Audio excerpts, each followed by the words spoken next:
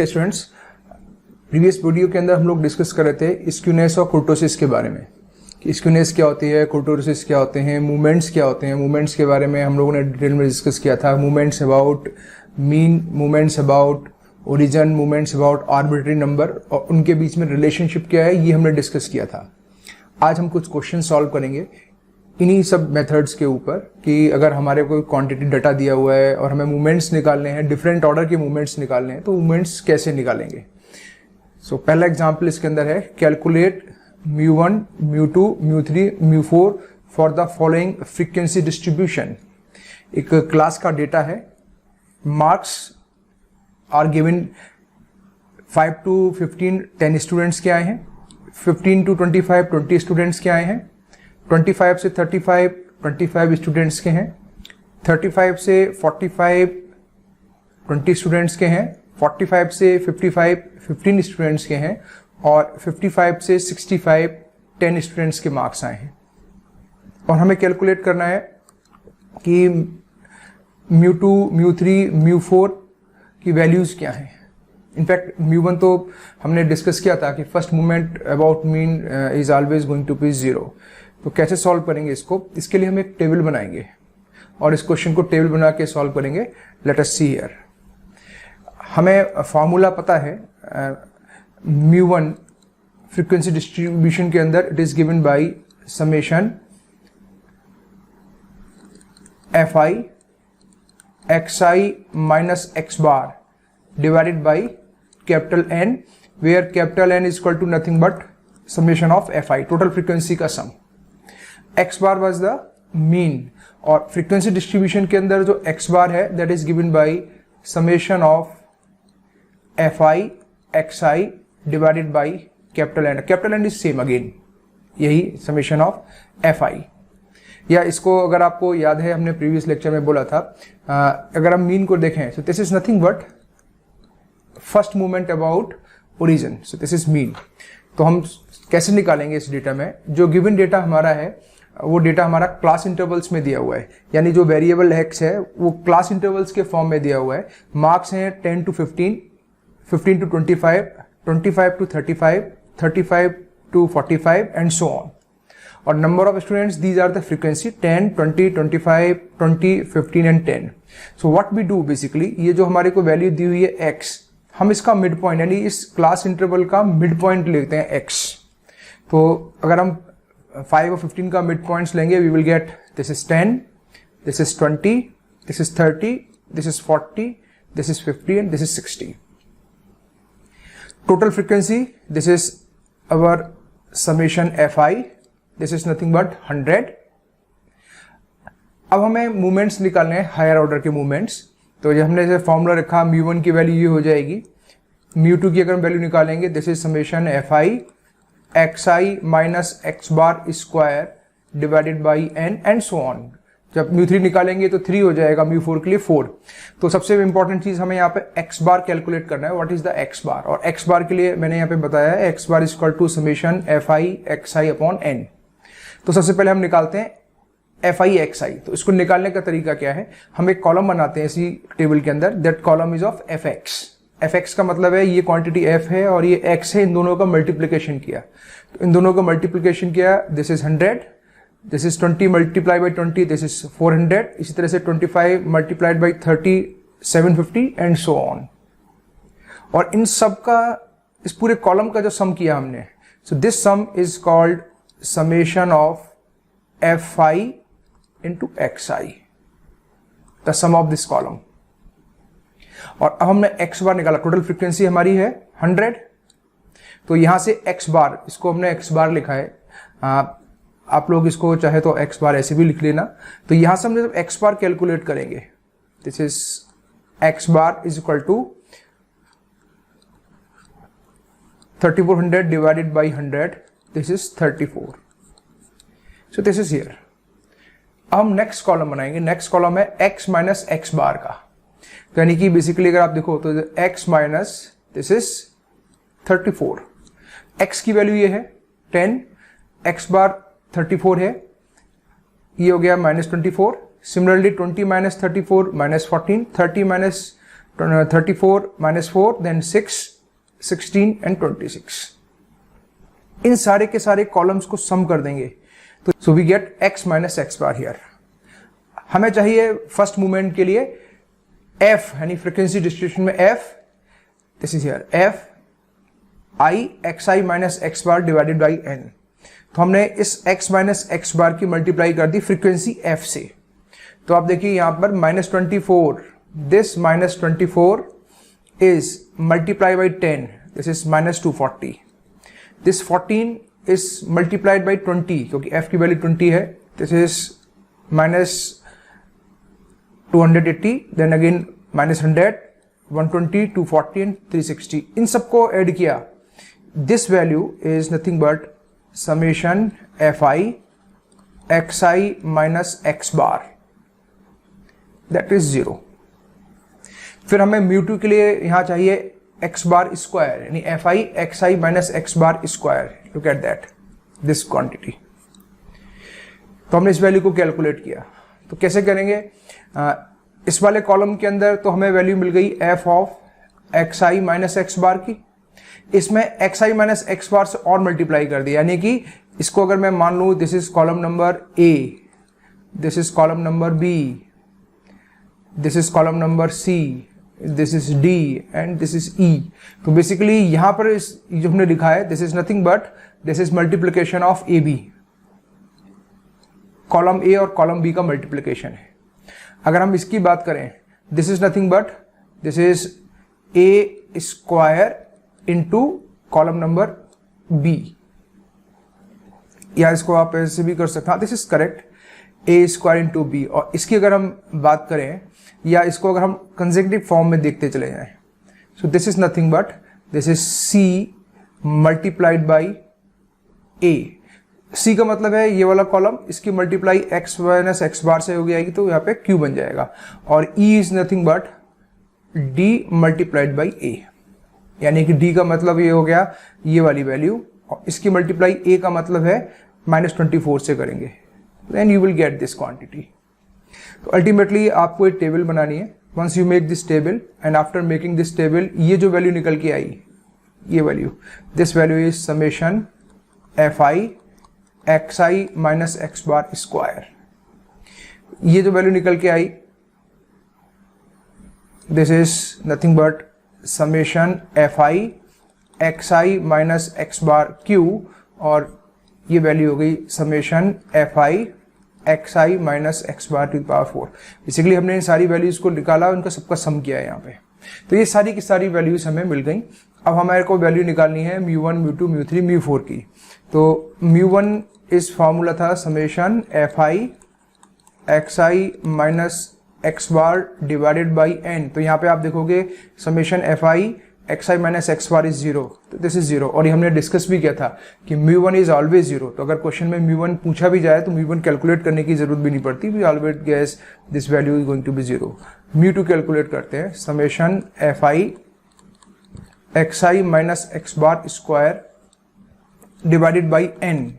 तो इसमें आप देखिए xi माइनस एक्स बार का square, this quantity is nothing but 21,400. और समेशन n की value, this is summation fi, that is n.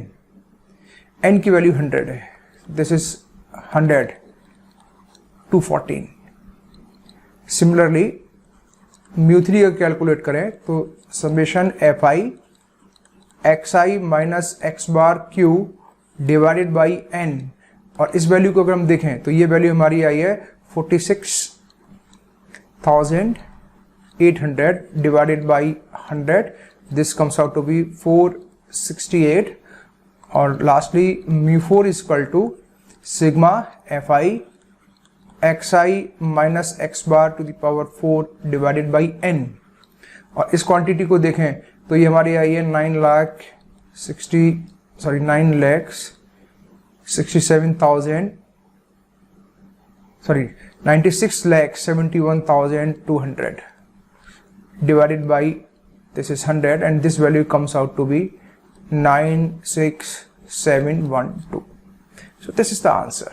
तो ये वैल्यूज थी जो हमें कैलकुलेट करनी थी. दिस इज 0, μ2 की वैल्यू आई है, this is here 214, μ3 is 468 and this value is 96,712. तो मेन चीज है इस टेबल को कैसे बनाना है. तो this is the question and this is the way how we make that. Now second question is that find the second and third central movements from the following data. Central movement का मतलब होता है movements about mean. तो हमको यहाँ पे calculate करना है what is the value of μ2 and what is the value of μ3. ये वेरिएबल दिया हुआ है x और ये इसकी फ्रीक्वेंसी दी हुई है. How to calculate this. तो हमें ऑलरेडी अभी हमने प्रीवियस क्वेश्चन सॉल्व किया है जिसके अंदर हमने μ1 μ2 μ3 और μ4 कैलकुलेट किए हैं प्रीवियस एग्जाम्पल के अंदर. दिस इज हियर कि हमने टेबल बनाई थी और इस टेबल के अंदर हमने ये सारी की सारी वैल्यूज कैलकुलेट की थी. μ1 μ2 μ3 μ4 कितने आते हैं और उनको हमने कैलकुलेट कर लिया था. इस क्वेश्चन के अंदर आपने एक चीज देखी होगी कि अगर हम लास्ट वाला कॉलम देखें, कॉलम नंबर ई, इस कॉलम के अंदर और इनफैक्ट कॉलम नंबर डी में भी ये क्वांटिटीज बहुत बड़ी आ रही हैं, बहुत लार्ज क्वांटिटीज हैं. अगर आप देखें इन सारी क्वांटिटीज को कंपेयर, मतलब इनको अगर आप देखेंगे 33,17,760 ये क्वांटिटीज बहुत लार्ज हैं. जबकि अगर हम फ्रीक्वेंसी और डेटा को देखें एफ और एक्स को, ये कंपेरेटिवली बहुत स्मॉल नंबर्स हैं. लेकिन उसके बावजूद भी क्योंकि यहाँ पर x माइनस एक्स बार की पावर 4 हो रही है तो डेटा हमारा बहुत लार्ज हो गया. अगर सपोज करो किसी एग्जाम्पल के अंदर फ्रीक्वेंसी बहुत लार्ज है या x जो वैल्यू है ये बहुत लार्ज है तो जो हमारा फोर्थ कॉलम या थर्ड कॉलम आता है ये और लार्ज हो जाते हैं, बहुत बड़े नंबर्स आ जाते हैं. फिर उन नंबर्स के साथ हमें मैनिपुलेट करना पड़ता है तो एक प्रॉब्लम हो जाती है न्यूमेरिकल पॉइंट ऑफ व्यू से. तो इस प्रॉब्लम से ओवरकम करने के लिए हम अपने डेटा को ट्रांसफॉर्म करते हैं. ट्रांसफॉर्म कैसे करते हैं? We will see in this example how we transform our data और किस तरह से इस डेटा को हम स्मॉल करके और क्वेश्चंस को सॉल्व करते हैं. अगर आप ट्रांसफॉर्म नहीं करेंगे तो भी आंसर आ जाएगा, लेकिन यहाँ पे हम इस एग्जाम्पल के अंदर मैं डेमोस्ट्रेट कर रहा हूँ कि किस तरह से हम ट्रांसफॉर्म करके अपने डेटा को कैलकुलेट करते हैं. तो सबसे पहले हम एक टेबल बनाएंगे. सबसे पहले इसमें x और f लिखा हमने. This is x 0 1 2 3 4 5 6 7 8. This is the given frequency 1 9 59 and so on. So this is the data और इस डेटा को हमें आगे मैनिपुलेट करेंगे वैल्यूज निकालने के लिए. हमने यहाँ पे एक नया टर्म इंट्रोड्यूस किया है that is u. This u is equal to x minus a divided by h. So what is this? जिस मैंने कहा भी हम अपने डेटा को ट्रांसफॉर्म करेंगे. तो ट्रांसफॉर्म का मतलब यहाँ पे नंबर्स हैं, ये a है. This a is called change of origin. Change of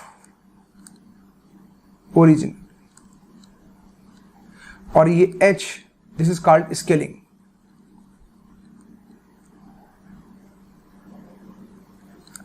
scaling of our data.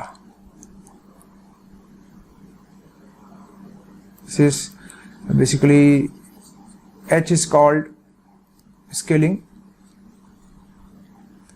of our data. तो a क्या चूज, यहाँ पे एज क्या हम चूज करें? क्वेश्चन आता है how to choose this a. तो a हम जो भी हमारा x दिया हुआ है उस x के अंदर से कोई आर्बिट्री नंबर चुन सकते हैं जो हमें लगे कि इस पूरे डेटा के अंदर, इस पूरे डेटा का एक मिडिल पॉइंट है. मिडिल पॉइंट का मतलब है इस x का अगर पूरे मिडिल पॉइंट है उसको हम चूज करने की कोशिश करते हैं, यानी कि x का जो भी मीन पॉइंट है उसको लेने की कोशिश करते हैं. So here this value is 4. So we are taking here in this question, particular question I took choose a is equal to 4. तो a इज इक्वल टू जो हमने 4 लिया तो जब हम पहली टेबल बनाएंगे तो पहले टेबल के अंदर, और h की वैल्यू यहां पे हमने ली है, this is 1 basically. This value is going to be 1. ठीक है. तो जब हम इस टेबल को बनाएंगे यानी u को फाइंड करेंगे, this is x minus a divided by h.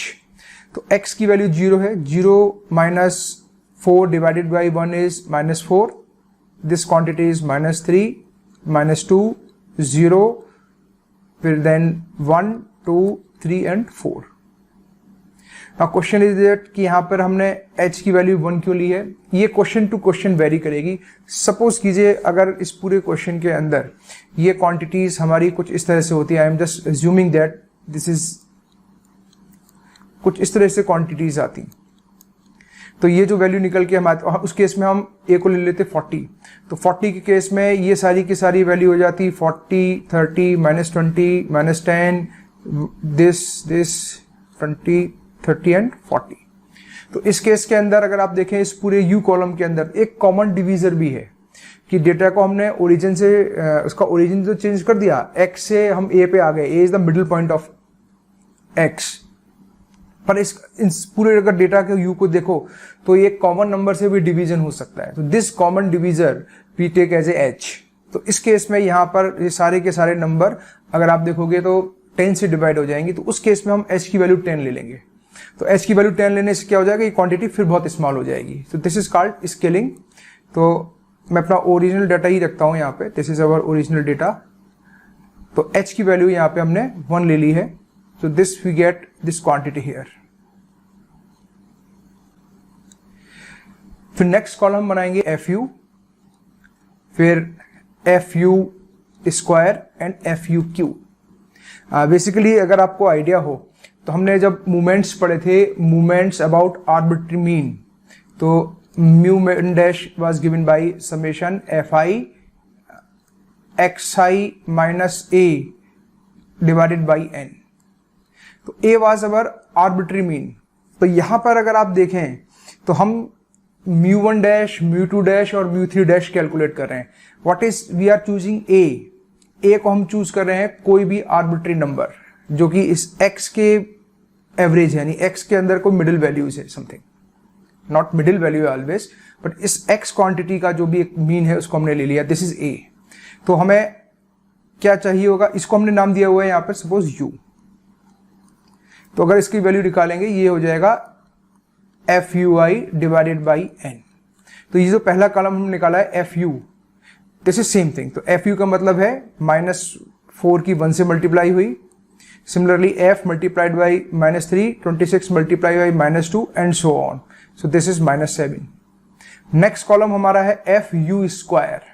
तो FU तो ये हो गया, इसमें U की फिर मल्टीप्लाई कर दी, then FU square is given by these quantities।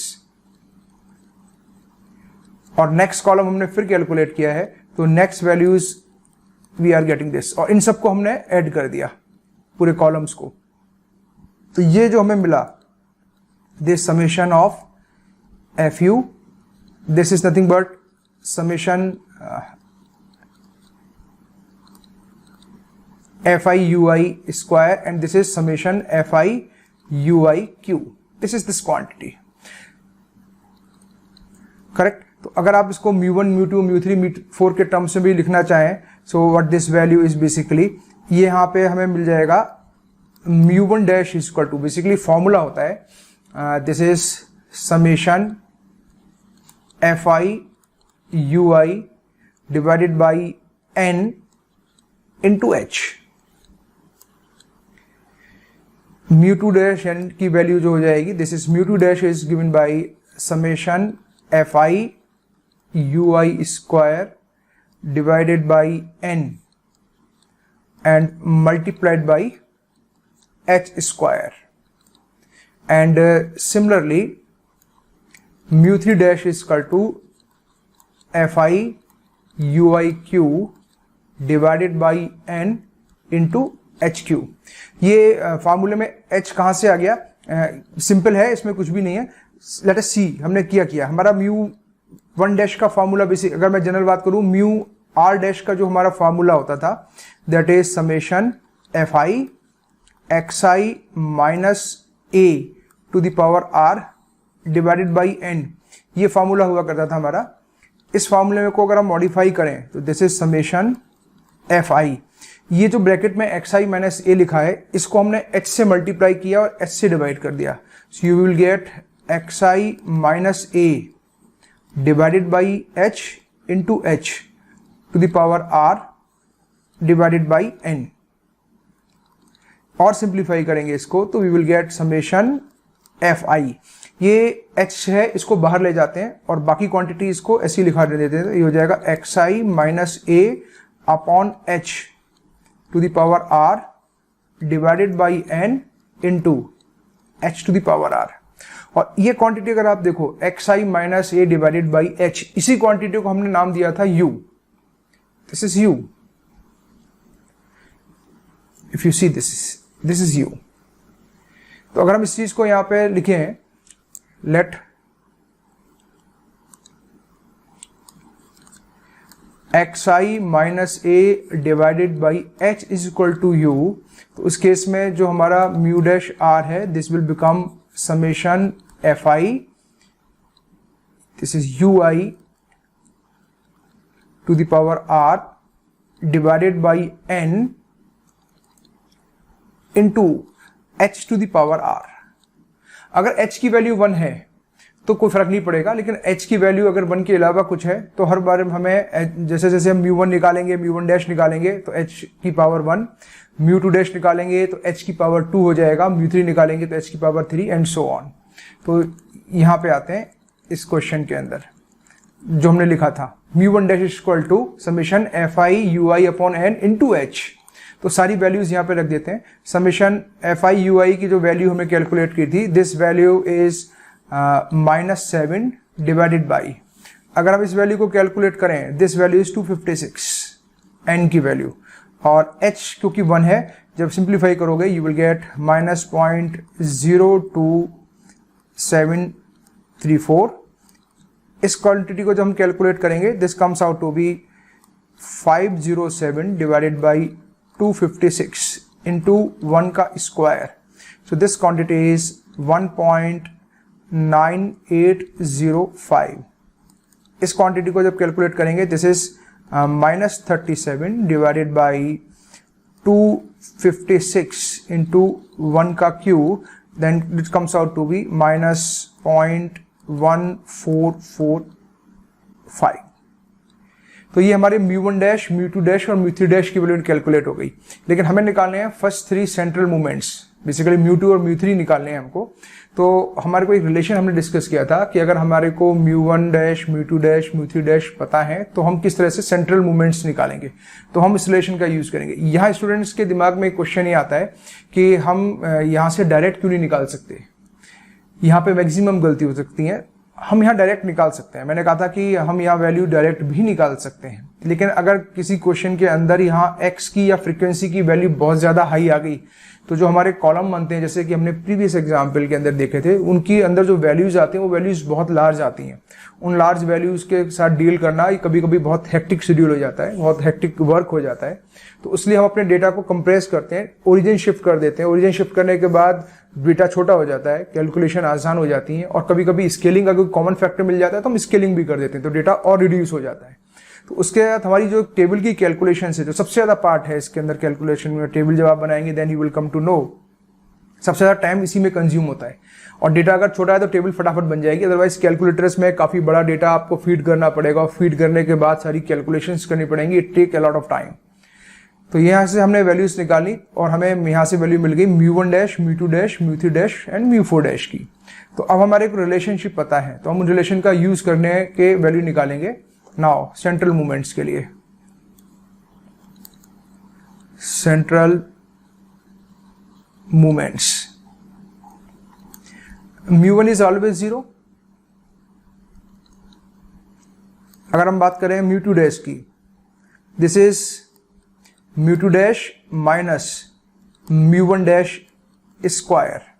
तो जब इस वैल्यू को हम कैलकुलेट करेंगे तो दैट इज म्यू 2 डैश की जो वैल्यू थी, दिस वैल्यू वाज 1.9805, और म्यू 1 डैश की वैल्यू थी -0.02734। So we will put these values here, so we will get 1.9805 minus -0.02734 square, और जब आप सिंप्लीफाई करोगे that comes out to be 1.97975। Next is mu 3, तो this is mu 3 dash minus 3 mu2 dash mu1 dash, and next is plus 2 times mu1 dash का cube. Again we know all these values. तो उन सारी की सारी values को जब हम इसमें रखेंगे फॉर्मूले में, this value is was -0.1445 minus 3 times 1.9805 multiplied by -0.02734 plus 2 times -0.02734 का क्यूब. और जब इसको पूरे को सिंप्लीफाई करेंगे we will get 0.0178997. This is the value of mu3. और हमें यही निकालने थे. फर्स्ट टू सेंट्रल मूवमेंट्स निकालने के लिए कहा था, but I calculate first 3 movements for us. So this is the value. इसी तरह की किताब में क्वेश्चंस हैं. You can try this type of question. So I am taking another example. Similarly, you can solve. The following table represent the height of the batch of 100 students. Calculate kurtosis. तो यहाँ पे height in centimeters दे रखी है और ये frequency है basically. This is frequency and this is x. अब यहाँ देखिए x की वैल्यू बहुत लार्ज है. तो यहाँ पे अगर आप नॉर्मल मेथड लगा के सिंप्लीफाई करोगे आपका डेटा बहुत लार्ज आएगा. तो यहाँ पे जो मैंने अभी मेथड बताया उस मेथड का हम यूज करेंगे. a की वैल्यू ये हो जाएगी आपकी. इस डेटा के अंदर आपका ये a हो जाएगा. कॉमन फैक्टर की अगर आप बात करोगे तो सारी वैल्यूज को जब आप सिंप्लीफाई करोगे you will get one common factor. I think इस क्वेश्चन के अंदर अगर आप कैलकुलेट करना h की वैल्यू मोस्ट प्रोबेबली शायद 2 आएगी. और आप जब इस क्वेश्चन को सिंप्लीफाई करोगे, किताब का ये एग्जाम्पल है आपकी, otherwise you can note it down from this itself. और जब आप इस क्वेश्चन को सिंप्लीफाई करोगे इसी तरह से टेबल बना के, तो यहाँ पे एक कॉलम, क्योंकि कुर्टोसिस फाइंड करना है तो कुर्टोसिस में एक कॉलम की और जरूरत पड़ेगी आपको. This is f u to the power 4. और यहाँ पर हमने कैलकुलेट की है values up to mu1 dash, mu2 dash, mu3 dash. You will calculate what is the value of mu4 dash. और mu4 dash कैलकुलेट करने के बाद you have to calculate what is the value of mu4. और then you have to apply the formula of kurtosis, and this formula is basically beta 2 is equal to mu4 upon mu2 square. So try this question. Now we will discuss our third example. और ये बहुत important example है. और ये example आप इस मजीद के exam में जो भी क्वेश्चन अगर इस तरीके आएगा वो सारे के सारे क्वेश्चन इसी एग्जाम्पल के टेलर मेड क्वेश्चन होंगे. टेलर मेड से मतलब यहाँ पे ये है कि इसी का कोई ना कोई पार्ट होगा. एक पार्ट हो सकते हैं, 2 पार्ट हो सकता है, 3 पार्ट हो सकता है. क्योंकि ये क्वेश्चन मैंने 3 पार्ट में सिंप्लीफाई, इसमें 3-4 पार्ट सॉल्व करने हैं तो कोई एक पार्ट आ सकता है. तो this is a complete question. ये कह रहा था first 4 movements of A distribution about the value 4 of a variable r -1.5, 17, -13 and 108. Find the moment about mean, moment about origin, beta 1, beta 2, and full stop. It says also find the moments about the point x is equal to 2. So very good question. इसका solution देखते हैं कि how to solve this question. तो क्या क्या information पहले हमें दी हुई है वो हम निकालेंगे. तो ये जो भी वैल्यूज हमें दी हुई हैं, ये वैल्यूज हमें जो मोमेंट्स दिए हुए हैं ये आर्बिट्री मीन के अबाउट दिए हुए हैं. कह रहा है कि about the value 4. About the value 4 का मतलब है, जैसे हमने प्रीवियस लेक्चर में पढ़ा था, movement about moments about the value a is equal to 4r given. तो किसी आर्बिट्री नंबर के अबाउट मूवमेंट्स को हम म्यू डैश से रिप्रेजेंट करते हैं. और वो हमें ये हमें कैसे पता चला कि मूवमेंट्स अबाउट आर्बिट्री नंबर है, क्योंकि यहाँ कहा भी हुआ है. और दूसरा अगर आप इन नंबर्स को देख लो, फर्स्ट 4 मूवमेंट्स का मतलब है -1.5, 17, -30 एंड 108. अगर ये मूवमेंट्स अबाउट हमारे मीन होते तो म्यू1 की वैल्यू 0 होती, क्योंकि हमने डिस्कस किया हुआ है वीडियो लेक्चर में प्रीवियसली भी कि first movement about mean is always 0. तो ये 0 नहीं है. इसका मतलब है कि जो मूवमेंट्स दिए हुए हैं वो मीन के अबाउट तो नहीं है. और वैसे भी कह रखा है कि इसमें क्वेश्चन में कहा है कि 4 के अबाउट निकालना है. सो this value is mu1 dash. mu1 dash is equal to minus 1.5, mu2 dash is equal to 17, mu3 dash is equal to minus 30 and mu4 dash is equal to 108. अब हमें मोमेंट्स निकालने हैं about mean, about origin, mean और origin के बाद फिर हम beta 1 निकालेंगे, बीटा 2 निकालेंगे, देन अगेन इस क्वेश्चन को सॉल्व करना है कि अब मोमेंट्स निकालना है about the point x equal to 2. तो मोमेंट्स अबाउट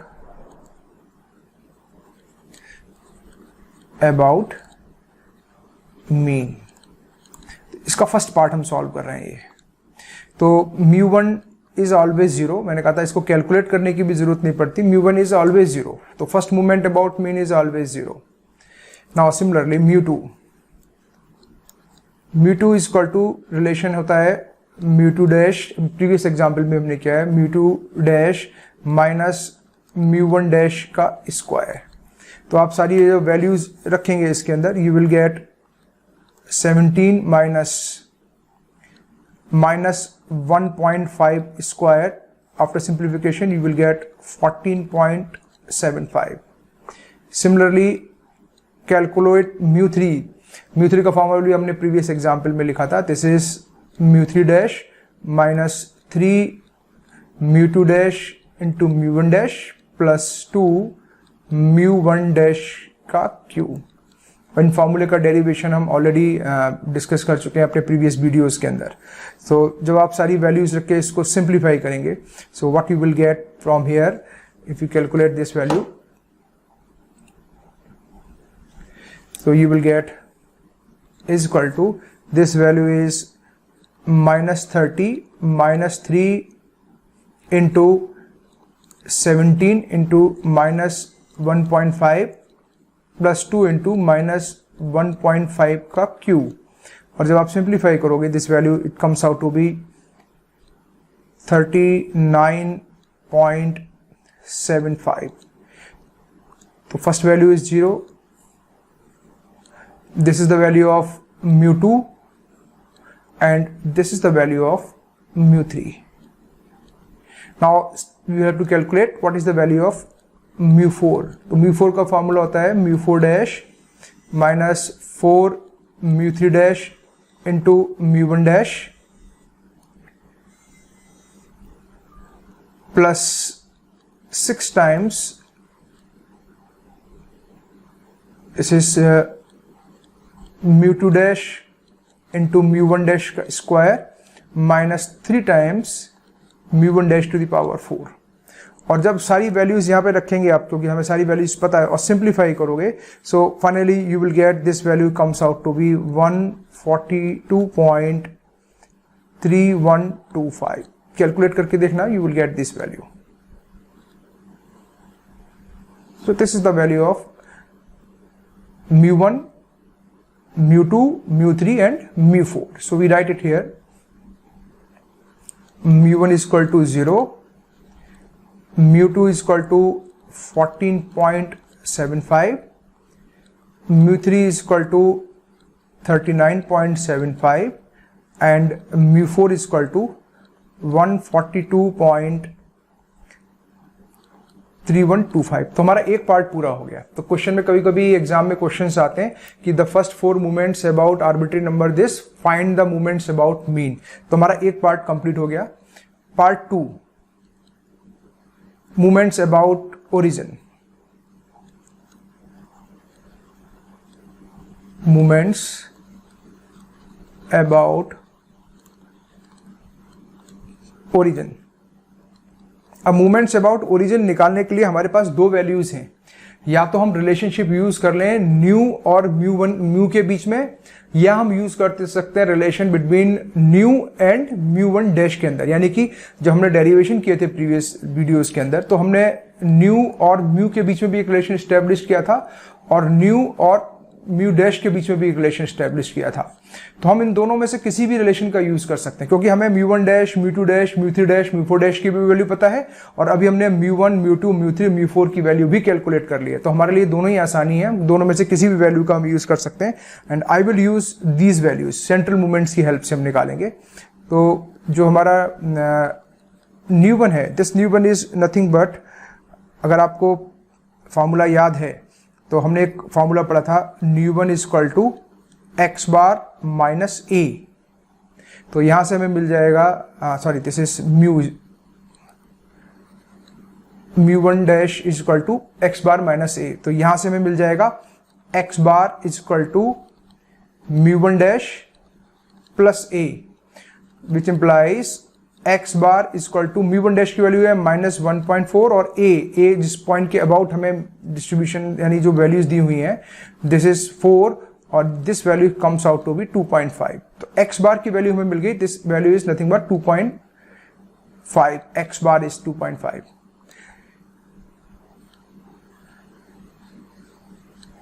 और हमें एक चीज पता है कि जो μ1 होता है, ν1 basically, ν1 is nothing but the value of x bar. So this value is nothing but of value of x bar.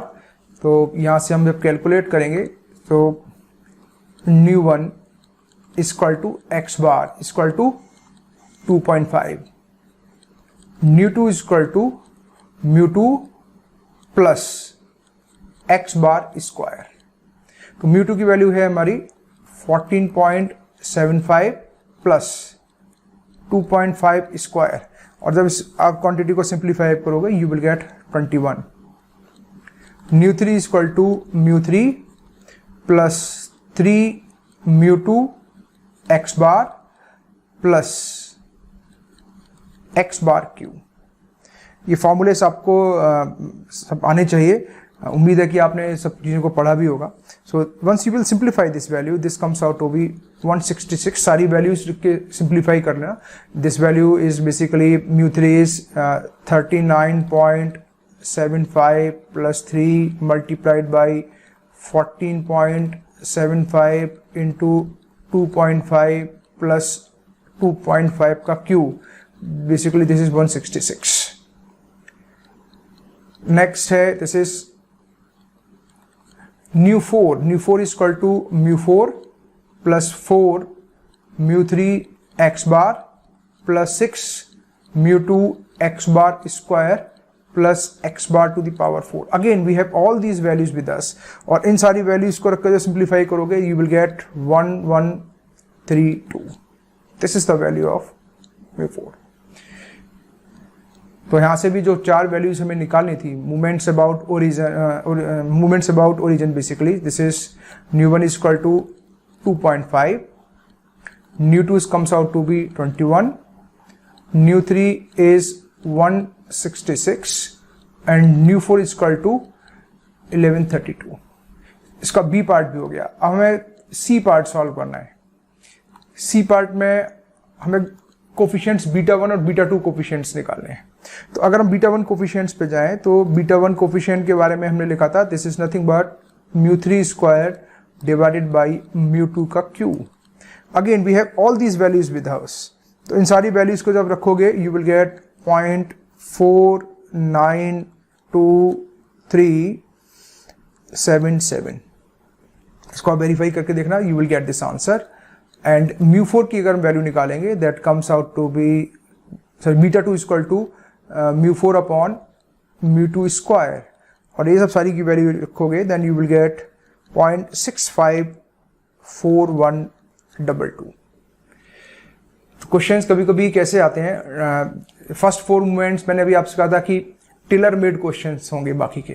तो टेलर मेड क्वेश्चन से यहाँ पे मेरा कहने का पर्पस ये था कि जब आप एग्जाम में इन क्वेश्चंस को देखोगे तो what type of question basically comes, ये चारों पार्ट नहीं पूछेगा, इनमें से कोई भी एक पार्ट पूछ लेगा कि first 4 movement about a distribution 4 is such and such, find the first 4 central movements, या फर्स्ट 4 सेंट्रल मूवमेंट नहीं पूछे तो पूछ लेगा find the first 4 movement about the origin, या कभी कभी ये भी नहीं पूछता, कहता फाइंड द β1 एंड β2, या स्क्यूनेस एंड कुर्टोसिस। तो स्क्यूनेस एंड कुर्टोसिस का मतलब है β1 और β2 कोफिशिएंट चाहिए, β1 और β2 के लिए हमें μ1 μ2 μ3 μ4 चाहिए। तो इनडायरेक्टली आपको स्टेप नंबर 1 यानी कि मूवमेंट्स अबाउट मीन निकालने पड़ेंगे, फिर उसके बाद आगे प्रोसीड करेंगे। तो किताब में और भी बहुत सारे एग्जाम्पल्स हैं, you will solve these question then you will get the answer. Now last part is that also find the movements about the point x is equal to 2। तो अगेन रिवर्स कर रहे हैं हम कि अभी हम म्यू वन डैश से mu पर आए थे, फिर न्यू पे आए थे, फिर बीटा वन और बीटा टू निकाले थे। अब रिवर्स करना है, अब हमें मोमेंट्स निकाला है 4 की जगह पे about the point 2 with the help of given data. तो अब अपने इस डेटा को रेफरेंस डेटा मान लेंगे कि हम इस क्वेश्चन को कुछ इस तरह से रीड कर रहे हैं कि हमारे पास mu one dash, mu two dash, sorry mu one, mu two, mu three, mu four पता है, यानी कि सेंट्रल मूवमेंट्स पता है, और हमें निकालने हैं what are the movements about the point x equal to 2। तो कैसे सॉल्व करेंगे? फोर्थ पार्ट इज इंपॉर्टेंट समझने के पॉइंट ऑफ व्यू से। So movements about point x equal to 2। तो इस मूवमेंट्स को हम निकालें उससे पहले हम नया म्यू डैश कैलकुलेट करने की कोशिश करेंगे। What would be the latest next value of mu dash क्या होने वाली है?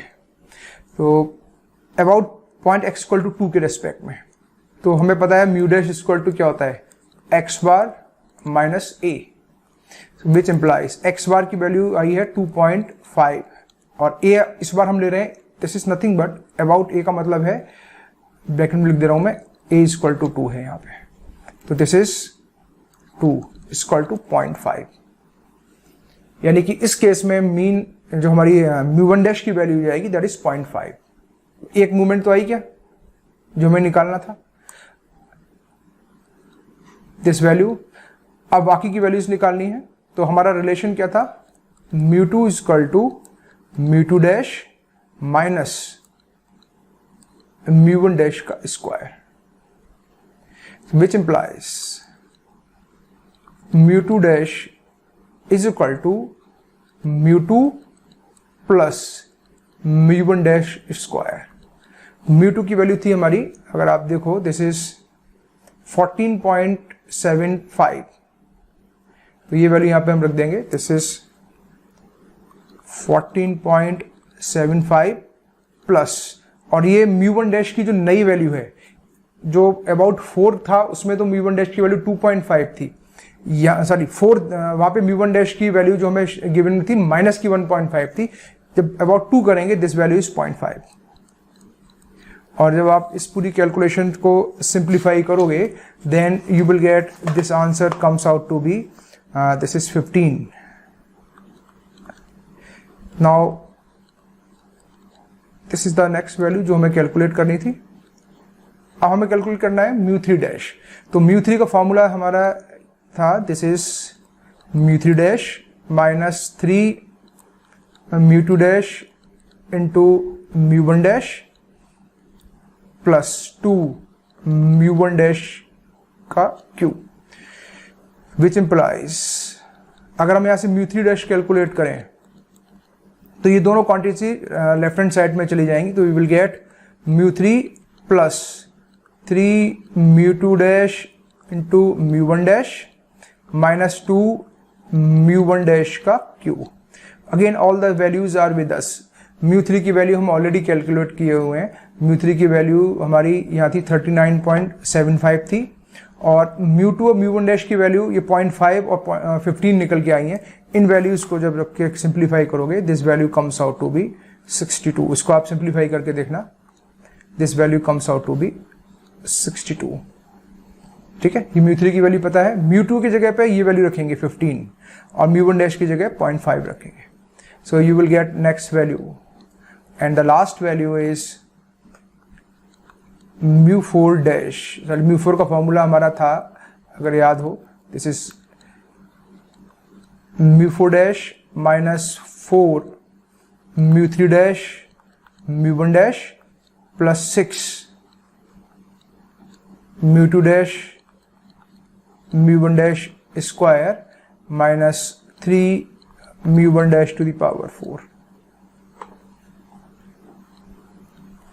यहां से म्यू फोर डैश की अगर हम वैल्यू निकालें तो ये हो जाएगा mu four plus 4 mu three dash mu one dash minus 6 mu two dash mu one dash square plus 3 mu one dash to the power 4। सारी वैल्यूज पता है, म्यू फोर पता है, म्यू थ्री 62 आ गया, mu one dash is again we have calculated 0.5, mu two dash की value 15 है। ये सारी की सारी वैल्यूज हमें नोन है, और ये सारी की सारी वैल्यूज जब आप इस फॉर्मूले में रख के सिंप्लीफाई करोगे यू विल गेट आंसर 244.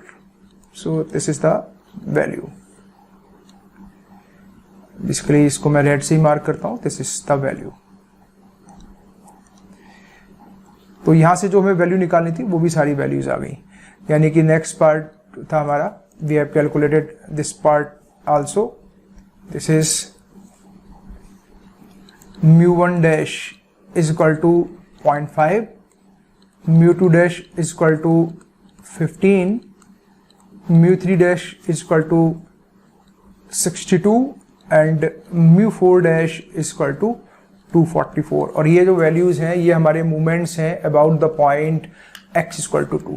तो बाकी के जितने भी क्वेश्चंस हैं आपकी एग्जाम्पल्स में वो सारे के सारे क्वेश्चंस इस क्वेश्चन के टेलर मेड फॉर्म में हैं. कुछ कुछ पूछा हुआ है और इस क्वेश्चन के अंदर सारे जितने भी पॉसिबल परम्यूटेशन कॉम्बिनेशन हो सकते हैं वो सारे के सारे इसमें पूछे गए हैं. आई होप कि आपकी समझ में आ गया होगा. Thank you very much.